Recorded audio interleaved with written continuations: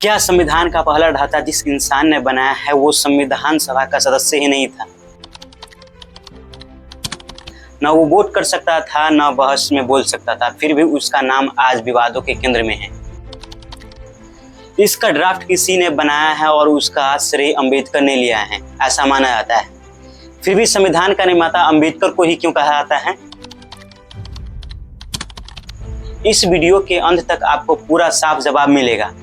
ये बहस शुरू कहाँ से हुई है? आजकल सोशल मीडिया पर एक बात बहुत तेजी से फैल रहा है कि डॉक्टर भीमराव अंबेडकर ने संविधान लिखा ही नहीं है। संविधान के निर्माता BN राव जी हैं। भीमराव अंबेडकर ने संविधान नहीं लिखा। डॉक्टर भीमराव अंबेडकर ने संविधान का एक लाइन भी नहीं लिखा है।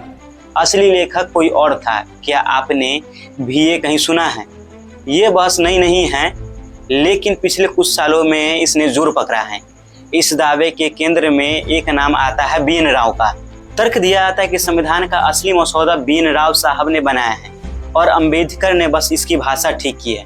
एक चर्चित लेख में तो ये तुलना भी की गई है कि अंबेडकर का काम वैसा था जैसे कोई सीनियर अफसर किसी जूनियर की लिखी हुई रिपोर्ट की भाषा सुधारे। संविधान सभा का गठन दिसंबर 1946 में भारत की संविधान सभा की पहली बैठक हुई। ये सभा 299 सदस्यों की थी, जिसमें से 284 ने अंततः संविधान पर हस्ताक्षर किए और इस सभा के अध्यक्ष डॉक्टर राजेंद्र प्रसाद थे। 1946 में संविधान सभा के सर वेनेगल नरसिंह राव संवैधानिक सलाहकार नियुक्त किया गया। BN राव साहब बहुत ही अनुभवी इंसान थे। असम कश्मीर रियासत में प्रधानमंत्री रह चुके थे, कलकत्ता हाई कोर्ट में ये जज रह चुके थे और बाद में अंतर्राष्ट्रीय न्यायालय में ये जज बने। BN राव साहब का काम था दुनिया के बड़े लोकतांत्रिक देशों जैसे कि अमेरिका, आयरलैंड, कनाडा, ब्रिटेन के संविधानों का अध्ययन करना। इसके लिए उन्होंने विदेश यात्रा भी की। वहाँ पे ये जजों और कानून विशेषज्ञों से मुलाकात की। इस मेहनत के बाद फरवरी 1948 में उन्होंने अपना शुरुआती ड्राफ्ट सौंपा, जिसमें करीब 243 अनुच्छेद और 13 अनुसूचियां थी। जरूरी बात यह है कि BN राव साहब संविधान सभा के सदस्य नहीं थे। वे चुने हुए प्रतिनिधि नहीं थे, बल्कि एक नियुक्त सलाहकार थे। इसलिए न वे संविधान में वोट कर सकते थे, न बहस में हिस्सा ले सकते थे, न किसी बात को अंतिम रूप दे सकते थे। इसका काम फरवरी 1948 में लगभग पूरा हो गया था। हालांकि इसके बाद भी उनकी सलाह कभी कभी ली जाती थी। तीसरा कदम था ड्राफ्टिंग कमेटी का गठन। 29 अगस्त 1947 को संविधान सभा ने एक विशेष समिति बनाई, ड्राफ्टिंग कमेटी। इसका काम था BN राव साहब के शुरुआती ढांचे को लेकर एक पूर्ण कानून के रूप में मजबूत संविधान तैयार करना। इसमें टोटल मिला के 7 सदस्य थे। डॉक्टर भीमराव अंबेडकर अध्यक्ष थे, Alladi Krishna Swami Ayyar, doctor K Munshi, Syed Muhammad Saadulla, N Madhavrao और T कृष्णमाचारी और एक अन्य व्यक्ति थे। इस समिति का अध्यक्ष बनाया गया डॉक्टर भीमराव अंबेडकर को। इस पूरी प्रक्रिया में एक और बेहद नाम था SN मुखर्जी, जो चीफ ड्राफ्टमैन थे। इन्होंने ड्राफ्ट को तकनीकी और कानूनी भाषा में ढाला ताकि हर अनुच्छेद स्पष्ट और लागू करने योग्य बने। अब जरा आंकड़ों को देखिए, ये दस्तावेज कितना बदला। BN राव साहब के शुरुआती ढांचे में 243 अनुच्छेद 13 अनुसूचियां थी। ड्राफ्टिंग कमेटी और संविधान सभा के बहसों के बाद जो अंतिम संविधान 26 नवंबर 1949 को अपनाया गया था, उसमें 395 अनुच्छेद और 8 अनुसूची थी, यानी कि अनुच्छेदों की संख्या लगभग 1.5 गुना बढ़ गया था और पूरा ढांचा अनुसूचियों की गिनती से लेकर भाषा तक बदल गया था। ये कोई मामूली एडिटिंग नहीं थे, ये एक बड़ा गहरा पुनर्निर्माण था। अब सवाल यह है कि इतना बड़ा बदलाव किसने किया? इसका जवाब समझने के लिए हमें अंबेडकर के असली काम को नजदीक से देखना होगा। यहाँ से वो हिसाब शुरू होता है जो ज्यादातर वायरल पोस्ट से गायब रहता है। इतिहासकारों के मुताबिक संविधान सभा कुल 2 साल 11 माह 18 दिन तक चली, यानी कि 1082 दिनों तक। इस पूरे दौर में अंबेडकर की भूमिका 2 स्तर पर थी। एक संविधान सभा के साधारण सदस्य के तौर पर, और जहाँ उन्होंने संविधान सभा बनाने की बुनियादी सिद्धांतों पर मार्गदर्शन दिया। दूसरा ड्राफ्टिंग कमेटी की अध्यक्षता के तौर पर, जहां उन्होंने 141 दिन तक समिति की अध्यक्षता करते हुए काम किया। और सबसे जरूरी बात यह है कि ड्राफ्ट पर हुई 11 बार की रीडिंग और बहसों में अंबेडकर ने 165 दिनों तक खुद खड़ा होकर ड्राफ्ट का बचाव किया। 165 दिनों तक, याद रखिएगा। इस दौरान 2000 से ज्यादा संशोधन किए गए, सुझाए गए और लगभग हर एक पर जवाब देने, समझने या स्वीकार करने की जिम्मेदारी अंबेडकर की थी। सोचिए, 165 दिन तक हर रोज नए सवाल, नए आपत्तियां, नए तर्क और हर बार सदन के सामने खड़ा होकर जवाब देना। ये सिर्फ भाषा सुधारने वाला काम नहीं हो सकता है। अब एक और तथ्य जो बहुत कम लोग जानते हैं, संविधान सभा के ही एक सम्मानित सदस्य टीटी कृष्णमाचारी ने खुद सदन में स्वीकार किया है कि ड्राफ्टिंग कमेटी के 7 सदस्य में से 6 सदस्य किसी न किसी वजह से काम में योगदान नहीं दिए थे। कोई इस्तीफा दे चुके थे, कोई बीमार था, कोई किसी और काम से व्यस्त थे। यानी कि व्यवहारिक तौर पर समिति का लगभग पूरा बोझ अकेले डॉक्टर भीमराव अंबेडकर के ऊपर आ गया था। और ये बात किसी आलोचक ने नहीं बल्कि उसी सभा के एक सदस्य खुद बताते हैं। राष्ट्रपति महोदय सर, मैं इस सदन में उपस्थित उन लोगों में से एक हूं जो जानते हैं कि इस संविधान का मसौदा तैयार करने में डॉक्टर अंबेडकर ने कितनी मेहनत और लगन खर्च की है। शायद सदन को पता हो कि उसके द्वारा मनोनीत 7 सदस्यों में से एक ने इस्तीफा दे दिया और उसकी जगह किसी और को नहीं लिया गया। एक सदस्य थे अमेरिका में, तो उनकी जगह भी खाली रही और एक और सदस्य अपने कुछ कामों में, राज्य के कामों में व्यस्त रहे, इसलिए उनकी जगह भी खाली रही। एक या 2 सदस्य दिल्ली के बाहर थे और शायद सेहत की वजह से शामिल न हो सके।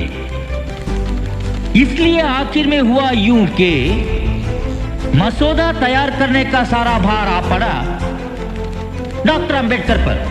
और मुझे कोई शक नहीं कि हम BN राव साहब का ड्राफ्ट ज्यादातर सरकार के ढांचे थे, यानी कि कौन सी संस्था कैसा काम करेगा इस पर केंद्रित था। अंबेडकर की अध्यक्षता में इसने कई बड़े बदलाव हुए। मौलिक अधिकार को ऐसे बनाया गया कि नागरिक इन्हें सीधे सुप्रीम कोर्ट तक ले जा सके।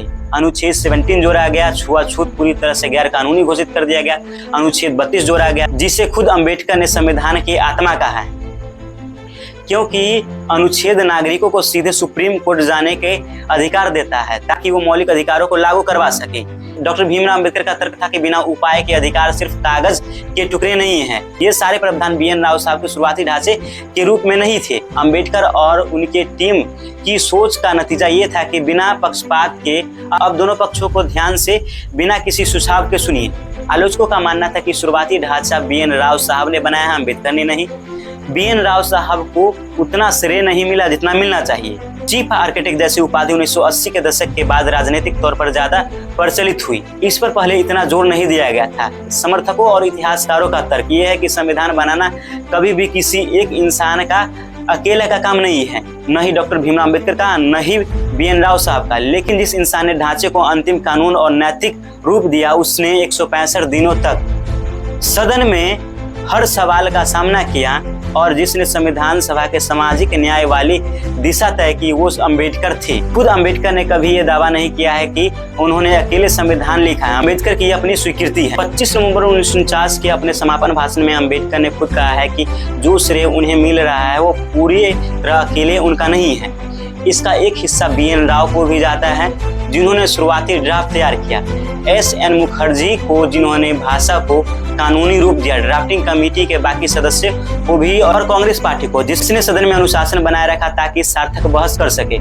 यानी ये बात किसी आलोचक की खेज नहीं है, ये बात अंबेडकर ने खुद सबके सामने अपने मुंह से स्वीकार की थी। जो भी श्रेय दिया जा रहा है वो मेरे अकेले का नहीं है। इसका कुछ हिस्सा जाता है सर BN राव को, जो कि हमारी इस सभा के संवैधानिक सलाहकार हैं, जिन्होंने ड्राफ्टिंग कमेटी के विचार करने के लिए संविधान का कच्चा मसौदा तैयार किया। इस श्रेय का कुछ हिस्सा उस ड्राफ्टिंग कमेटी के सदस्यों को भी जाना चाहिए। असली सवाल ये है कि उस सामूहिक प्रयास का सबसे बड़ा निर्णय की भूमिका किसकी थी। अब असली जवाब समझिए। ये उपाधि इसलिए नहीं मिला है कि अंबेडकर ने खुद अकेले हर लाइन टाइप की है, बल्कि कुछ ठोस वजहों से इन्हें मिला है। वजह नंबर 1 ये है कि वो उस समिति के अध्यक्ष थे जिसके जिम्मे संविधान की अंतिम रूपरेखा देना था, और जब बाकी 6 सदस्य पूरी तरह योगदान नहीं दे पाए तो व्यवहारिक जिम्मेदारी अकेले उन पर ही आ गई थी। वजह नंबर 2 ये है कि 165 दिन तक 2000 से ज्यादा संशोधन, हर आपत्ति का जवाब, ये आंकड़े में किसी और सदस्य के नाम दर्ज नहीं है, यहाँ सिर्फ अंबेडकर का नाम दर्ज है।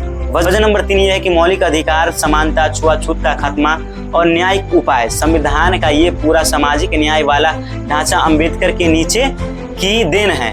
BN राव साहब का ढांचा इतना गहराई से सामाजिक बदलाव पर केंद्रित नहीं था। वजह नंबर 4 ये है कि जो इंसान खुद जातिगत भेदभाव और छुआछूत झेल कर आया है, उसका उस दस्तावेज के केंद्र में होना जो भारतीयों को बराबरी का गारंटी देता है, ये बात सिर्फ कागजी तथ्य नहीं है, बल्कि भारत के लोकतांत्रिक इतिहास का एक गहरा प्रतीक है। तो निष्कर्ष साफ है कि न तो ये कहना सही है कि अंबेडकर ने अकेले संविधान लिखा है और न ही ये कहना सही है कि अंबेडकर का सिर्फ भाषा सुधारना ही काम था। सच्चाई इसके बीच में है, लेकिन बीच का मतलब ये नहीं है कि बराबर है। संविधान एक सामूहिक प्रयास था जिसमें BN राव साहब, मुखर्जी साहब और सैकड़ों संविधान सभा के सदस्य का योगदान था, लेकिन उस पूरी प्रक्रिया को दिशा देने के और अंतिम रूप देना और सदन में उसका बचाव करने का सबसे भारी जिम्मेदारी अंबेडकर पर थी। एक बहुत जरूरी बात यह भी समझना है कि ये सवाल आज इतना क्यों उछल रहा है जबकि तथ्य पुराने हैं। कुछ टिप्पणीकार मानते हैं कि ऐतिहासिक तौर पर BN राव और ड्राफ्टिंग कमेटी के दूसरे सदस्य को समुचित और कम श्रेय मिले, इसलिए संतुलित जरूरी है। ये एक तथ्यात्मक आधारित चिंता है, लेकिन कई इतिहासकार और लेखक ये भी तर्क देते हैं कि अंबेडकर की भूमिका को छोटा दिखाने की कोशिश के पीछे एक राजनीतिक मकसद भी छिपा है। तर्क ये है कि आज दलित आत्मसम्मान और सामाजिक न्याय के सबसे बड़े प्रतीक बन चुके हैं। उनकी भूमिका को सिर्फ एडिटर जैसा बताना और संविधान की उसकी सामाजिक न्याय वाली नैतिक बुनियादी को कमजोर करने जैसा है। वो वंचित समुदाय के लिए बहुत मायने रखते हैं। एक तरफ ये भी कहा जाता है कि चीफ आर्किटेक्ट वाली उपाधि 1980 के दशक के बाद ज्यादा जोर पकड़ा है। दूसरी तरफ ये भी कहा जाता है कि उस दौर में दलित आंदोलन, अंबेडकर की विरासत को लेकर जागरूकता भी बढ़ी है, जो एक स्वाभाविक ऐतिहासिक प्रक्रिया भी हो सकती है। हम यहाँ किसी एक पक्ष में फैसला नहीं देने आए हैं, हम सिर्फ इतना बता रहे हैं कि ये बहस सिर्फ इतिहास की किताबों तक सीमित नहीं है, बल्कि आज की पहचान की राजनीतिक से भी गहराई से जुड़ा हुआ है। इसलिए तथ्य और आंकड़ों पर टिके रहना किसी भावना या नारे के बहे बिना सबसे जरूरी चीज है। चलिए अब कुछ सबसे कॉमन दावे को सीधे परखते हैं। गलतफहमी नंबर 1, BN राव साहब ने पूरा संविधान लिखा है, अंबेडकर ने सिर्फ भाषा ठीक कहा है। सच ये है कि BN राव साहब सिर्फ शुरुआती ढांचा तैयार किया है, जिसमें 243 अनुच्छेद और 13 अनुसूचियां थी, जो बाद में भरकर 395 अनुच्छेद और 8 अनुसूचियां में बदल गई। मौलिक अधिकार अनुच्छेद 17, अनुच्छेद 32 ड्राफ्टिंग कमेटी और अंबेडकर के नेतृत्व में हुए थे। गलतफहमी नंबर 2 ये है कि अंबेडकर संविधान सभा में कभी आते नहीं थे। सक्रिय बताते हैं कि अंबेडकर ने 165 दिन खुद खड़े होकर ड्राफ्ट को बचाव किया है, 141 दिन तक समिति की अध्यक्षता की है। स्वास्थ्य कारणों से कुछ समय वे अनुपस्थित रहे, लेकिन उनकी कुल उपस्थिति और सक्रियता बाकी सदस्यों से काफी ज्यादा है। गलतफहमी नंबर 3 ये है कि अंबेडकर ने कभी माना ही नहीं है कि ये टीम वर्क था। सच ये है कि उन्होंने 25 नवंबर 1949 के भाषण में BN राव साहब, मुखर्जी साहब और समिति के बाकी सदस्यों को श्रेय दिया है। गलतफहमी नंबर 4 ये है कि चीफ आर्किटेक्ट जैसी उपाधि राजनीति की देन है। सच ये है कि उपाधि के पीछे ठोस आंकड़े हैं, 165 दिन तक बहस, 2000 से ज्यादा संशोधन और अनुच्छेद 32 जैसे प्रावधानों का श्रेय उनका राजनीतिक इस्तेमाल भी हुआ है। लेकिन इसका मतलब ये नहीं है कि उपाधियां का कोई तथ्यात्मक आधार है।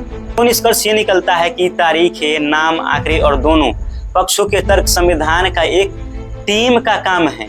BN राव साहब ने नींव रखी, SN बनर्जी ने भाषा को खुद सटीक बनाया, संविधान सभा के सैकड़ों सदस्यों ने बहस में हिस्सा लिया, लेकिन जिस इंसान ने इस पूरी नींव को एक संपूर्ण न्याय संगत और लागू करने योग्य दस्तावेज के रूप में बदला, जिन्होंने 165 दिनों तक सदन में हर सवाल का सामना किया और जिसने संविधान को उसकी सामाजिक न्याय वाली आत्मा दी, वो डॉक्टर भीमराव अंबेडकर थे। तो अगली बार कोई कहे कि अंबेडकर ने संविधान नहीं लिखा है, आप जानते हैं जवाब दे सकते हैं हाँ या ना में।